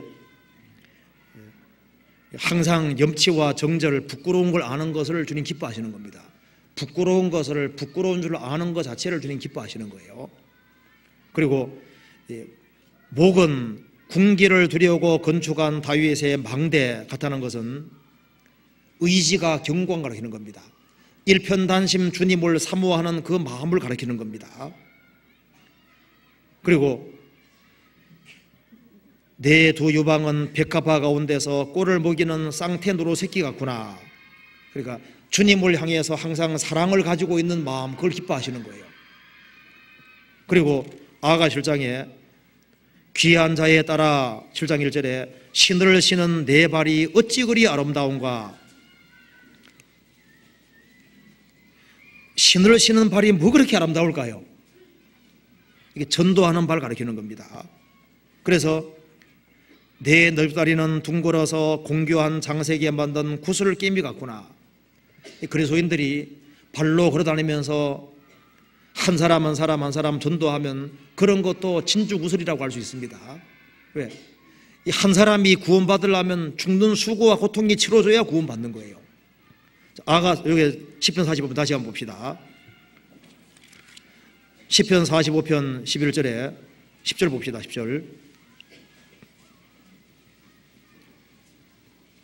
10절에 딸이여 듣고 생각하고 귀를 기울이를지어다. 내 백성과 아비 집을 잊어버릴지어다. 그러하면 왕이 너의 아름다움을 사모하실지라. 저는 너의 주시니 너는 저를 경배할지어다. 그러니까 주님께서 보실 때 아름다운 것이 뭐냐면 아담 안에 속한 것에서 구별되는 것이 아름다운 것이고, 그리고 무엇이 아름다운 거냐 하면은 저는 너의 주시니 너는 저를 경배할지어다. 주님께 경배하는 모습이 아름다운 거예요. 경배가 뭡니까? 경배가 예배고 제사입니다. 그래서 내 뜻대로 마옵시고 아버지 뜻대로 하옵소서. 아버지 뜻 앞에 자기를 굴복시키는 것이 제사와 경배와 예배입니다. 이 경배란 말이 제일 처음 들어간 곳이 창세기입니다. 아브라함이 이삭 바친 것을 가리켜서 경배라고 했습니다. 이삭 바치라고 했을 때 아브라함은 경배했다고 되어 있습니다. 경배가 뭡니까? 자기 육신은 원치 않지만은 하나님의 뜻이기 때문에 하나님 뜻 앞에 굴복시키는 것이 경배고 예배고 제사인 겁니다.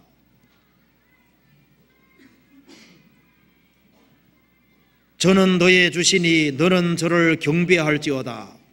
왜냐하면 주님은 만왕의 왕이기 때문에 경배해야 됩니다.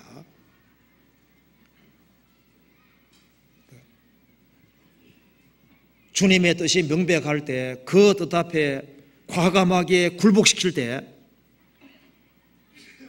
자기를 주님 앞에 잡아 바칠 때 그것이 경배하는 것이고 그것이 가장 아름다운 모습에 속하는 겁니다. 4세기 선교사 중에 한 사람, 페트리카라는 사람이 있는데요.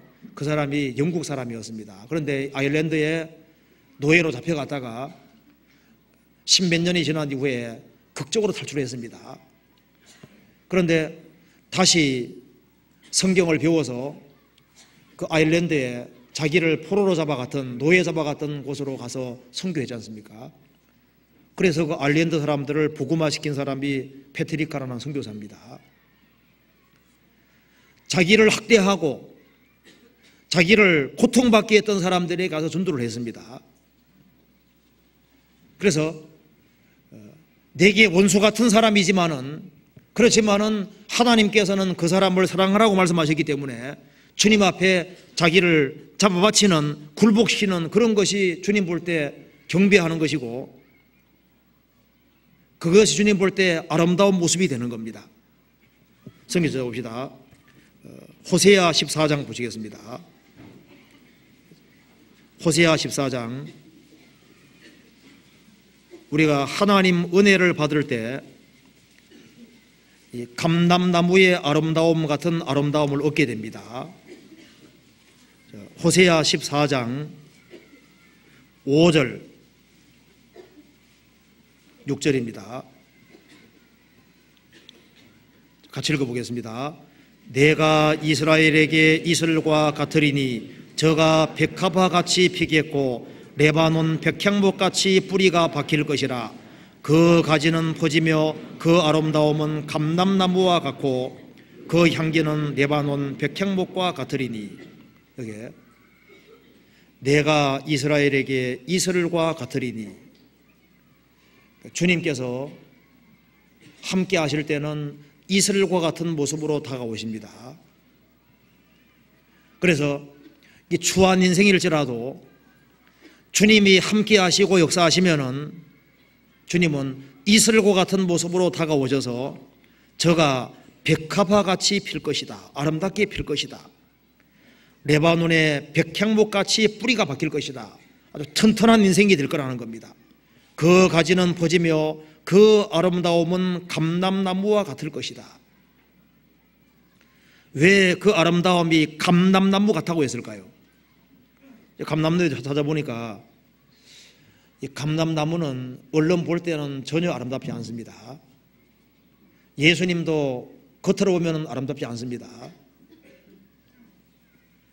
감람나무는 사람이 얼른 봤을 때는 아름답게 안 보입니다.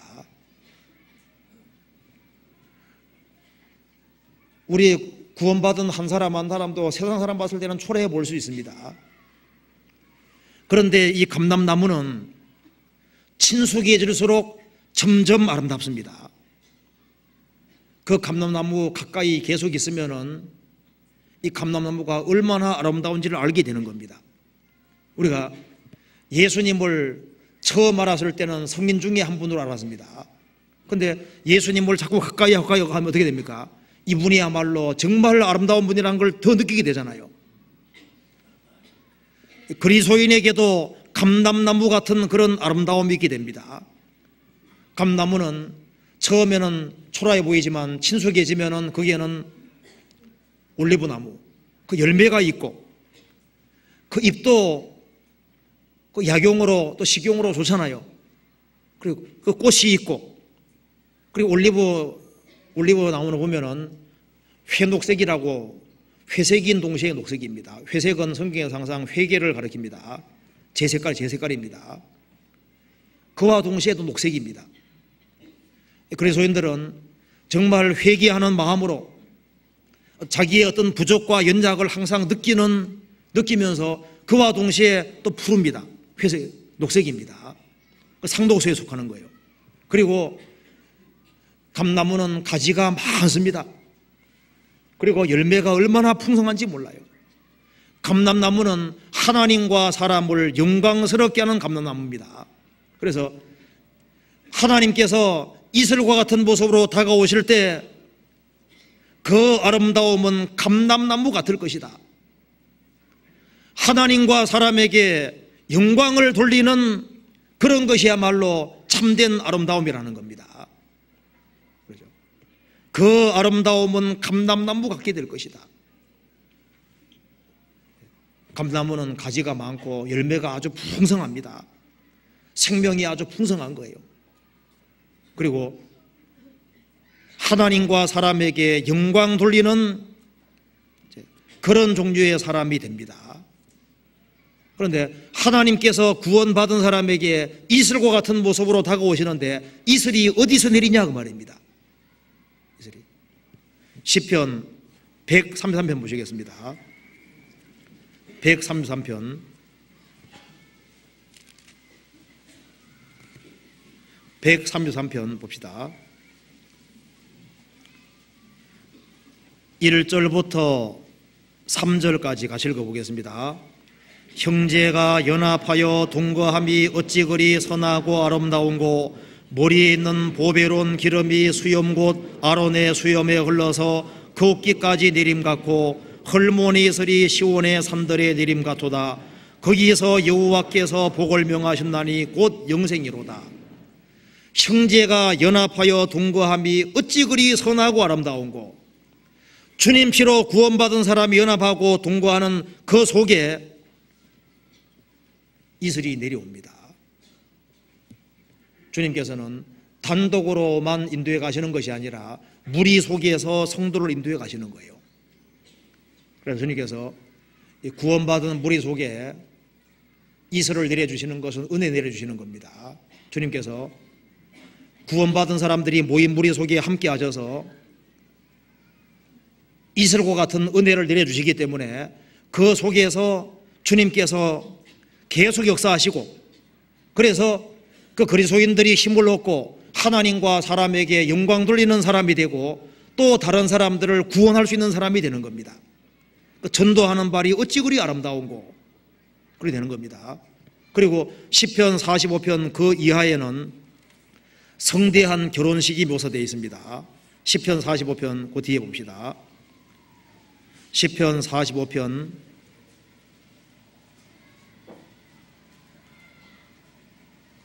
13절. 왕의 딸이 궁중에서 모든 영화를 누리니 그 옷은 금으로 수놓았도다. 수놓은 옷을 입은 저가 왕께로 인도함을 받으며 시종하는 동무 처녀들도 왕께로 이끌어갈 것이라. 저희가 기쁨과 즐거움으로 인도함을 받고 왕궁에 들어가리로다. 주님이 다시 오시는 그날 그리스도의 신부된 사람들은 성대한 결혼식을 올리게 될 겁니다. 그래서 아내가 예배되면 역사가 끝이 나도록 되어 있습니다. 그래서 주님 오시는 그날 주님이 너무나도 영광스러운 분이기 때문에 그리스도인들도 이런 모습을 입는 것이 아니라 주의 형상을 입게 되는 겁니다. 주님과 같은 형상을 입게 되는데 우리가 흙에 속한 아담 형상을 입은 것처럼 하나님의 생명을 받은 사람들은 주님과 같은 형상을 입게 됩니다. 우리는 주와 같이 되는 거예요. 그리고 어디 사느냐? 천국에서 사는 겁니다. 천국에서. 그리고 우리를 위해서 진리 가운데 살아가는 사람을 위한 기업이 따로 있습니다. 출애굽하는 사람들에게는 가나안 땅이 기업인 것처럼 우리에게는 아름다운 기업이 따로 준비되어 있어요. 하늘의 아름다운 기업이 따로 있습니다. 시편 11편에 보면은 나의 기업이 실로 아름답도다. 하늘의 기업이 있는 거예요. 그래서 주님이 아름다운 분인 동시에 주님과 연결되어 있는 사람이 아름다운 사람입니다. 그 사람을 위해서는 모든 아름다운 것이 다 준비되어 있는 거예요. 천국은 아름다운 곳입니다. 그래서 우리가 이 세상에서는 아름다운 이름을 꼭 얻어야 됩니다. 주 안에서 잘 살았다는 이름을 꼭 얻어야 될 겁니다. 한 군데 더 보시겠습니다. 전도서 7장입니다. 전도서 7장 1절 7장 1절 같이 읽어보겠습니다. 아름다운 이름이 보배로운 기름보다 낫고 죽는 날이 출생하는 날보다 나으며, 아름다운 이름이 보배로운 기름보다 낫고 아름다운 이름을 얻은 사람은 죽는 날이 출생하는 날보다 나으며, 그렇죠? 구원받은 사람은 아름다운 이름을 얻은 사람들입니다. 그리고 구원받고 주 안에서 살고 주 안에서 주님을 섬기고 주 안에 살다가 주 안에서 죽는 사람은 정말 복이 있는 사람입니다. 그래서 누가 가장 아름다운 인생을 사느냐? 가장 아름다운 인생은 주님께 운명을 걸은 사람이, 그 사람이 아름다운 인생인 거예요. 왜 베드로, 야고보, 요한, 안드레 이런 사람이 아름다운 인생이 됐습니까? 주님께 자기 인생을 전적으로 걸었기 때문입니다. 그래서 이 세상에 살아가는 가운데 주 안에서 잘 살았다는 이름, 그거 하나 얻는다면 인생 성공한 겁니다. 내가 세상에 초라하게 살 수도 있습니다. 그리고 문명인으로 살 수도 있습니다. 그렇지만 내가 믿음 지키고 주 안에 잘 살았다, 그 사람은 가장 아름다운 인생이 될 겁니다. 그리고 우리가 보는 이 세계는 가건물에 불과합니다. 한 원소가 100개 남짓으로 되어 있습니다. 이 천지가 없어지고 새 하늘과 새 땅 만드는 데 그 천국입니다. 원소를 1만 개를 가지고 이 우주를 다시 재구성하면 어떻게 될까요? 차원 다른 세계를 만들어내는 거예요. 이런 세계는 이런 눈과 감각기관이 최선입니다. 이 눈보다 너무 좋아도 안 돼요. 너무 좋으면 밥 먹을 때 문제 생깁니다. 세균들이 다 보이니까. 그리고 미각이 너무 좋아도 안 돼요. 그 공기도 맛있다고 하잖아요. 길 가면서 계속 혀를 날려갈 거 아니에요. 그리고 귀가 너무 좋아도 안 됩니다. 그러면 지구 운행되는 소리 들리면 잠도 못 자요. 이 세상은 이런 감각기관의 최고입니다. 주님이 다시 오시는 그날 새 하늘과 새 땅, 천국을 만들어내시는데 그 천국은 이런 눈 가지고 못 봅니다. 배추잎을 뜯어먹는 애벌레는 꿀을 볼 수 없고 꽃을 볼 수 없어요. 부활의 모습을 입을 때 꽃이 있고 꿀이 있잖아요. 그것처럼 주님 오시는 그날 부활의 몸을 입혀주시는 이유는 차원 다른 세계를 만들어내시기 때문입니다. 그래서 세계가 다른 세계이기 때문에, 영광스러운 다른 세계이기 때문에 우리의 눈도, 우리의 눈도, 귀도 모든 감각기관을 다 바꿔버리는 거예요. 그래서 우리가 정말 휘황찬란한 세계, 정말 미의 극치, 예술의 극치의 세계, 그 세계에서 가장 아름다운 몸을 입고 가장 영광 속에서 살게 될 겁니다. 그래서 그리스도인은 아직 시작도 안 됐습니다. 그리스도인의 생애는 아직 시작이 안 된 거예요. 주님 오시는 그날 그리스도인의 생애는 시작이 되는 겁니다. 그렇기 때문에 우리가 주님의 재림을 바라는 겁니다. 이 세상에서 세상을 위해 사는 사람은 어리석은 사람입니다. 인생을 주님께 바치고 순종의 길을 걷는 사람, 그 사람은 가장 영광스럽고 가장 아름다운 인생을 사는 것이 되는 겁니다. 나는 적당히 사니까 지혜롭다 생각하면 안 됩니다. 사람들이 어리석어서 인생을 주님께 바치는 것이 아니에요. 우리가 진짜 영혼의 눈이 열린 사람은 인생을 주님께 투자할 겁니다. 그것이 가장 지혜로운 인생일 겁니다. 같이 기도하시겠습니다. 저희를 사랑하시는 하나님 아버지 감사합니다. 저희를 구원해 주신 것을 진심으로 감사합니다. 하나님 아버지, 저희들에게 세상 사람들이 알지 못하는 소망을 주셨습니다. 이 험악한 세상 가운데서 저희들을 지켜주시고 주 안에서 바르게 살았다는 아름다운 이름을 얻을 수 있도록 도와주시고 우리 인생을 주님께 투자할 수 있도록 도와주옵소서. 역사의 마지막 시대를 살아가는 저희들에게 너무나도 귀한 일을 맡겨 주셨습니다. 주님께서 구원받은 가정마다 함께 해주시고 영육간에 도와주시고 주님의 복음과 주님 영광을 위해 살 수 있는 마음을 더욱 일으켜 주옵소서. 해외에서 전도 중에 있는 분들이 많이 있습니다. 특별히 일본에 전도 중에 있는 이요한 목사님 함께 하시는 분들에게 도와주시고 또 멀리 인도에서도 전도 중에 있습니다. 주님께서 함께 해주시고 역사해 주시고 도와주시옵소서. 그 외 해외에서 많은 사람들이 노력과 수고를 아끼지 않고 있습니다. 주님께서 역사와 능력을 나타내 주옵소서. 우리 나머지 모든 생에 주님의 거룩한 말씀으로 다스려 주옵소서. 주 예수님 이름 받들어 기도하옵나이다. 아멘. 찬송 하나 부르시겠습니다. 142장입니다.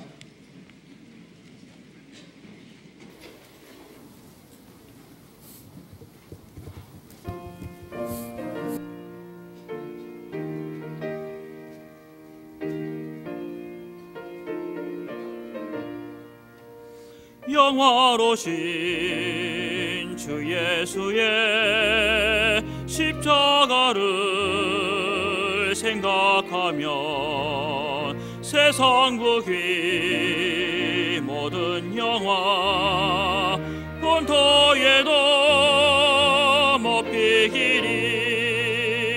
오 갈보리 오 갈보리 주 예수 나를 위하여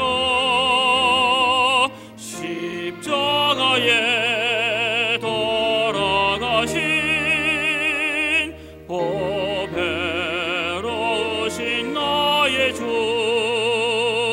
구주께서 죽으실 때 성전 위장 찢어지어 구원의 길 여시고서 천국 기쁨 주셨도다. 오 갈보리 오 갈보리 주 예수 나를 위하여 십자가에 돌아가신 보배로우신 나의 주 구주 예수 갈보리에 흘린 피와 그물로써 나의 몸과 영혼까지 구속하여 주셨도다. 오 갈보리 오 갈보리 주 예수 나를 위하여 십자가에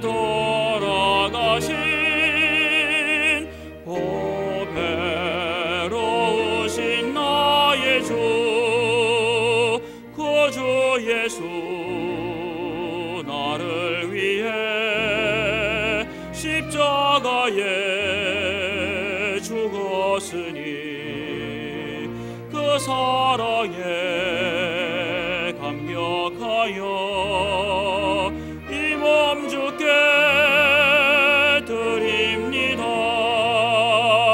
오 갈보리 오 갈보리 주 예수 나를 위하여 십자가에 돌아가신 보배로우신 나의 주. 광고해 주시겠습니다.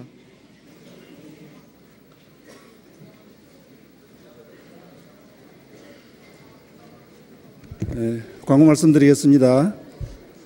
오늘 은빛 작년에 원래 교제가 이 장소에서 있겠습니다. 오후 2시부터 많이 참석해 주시기 바랍니다.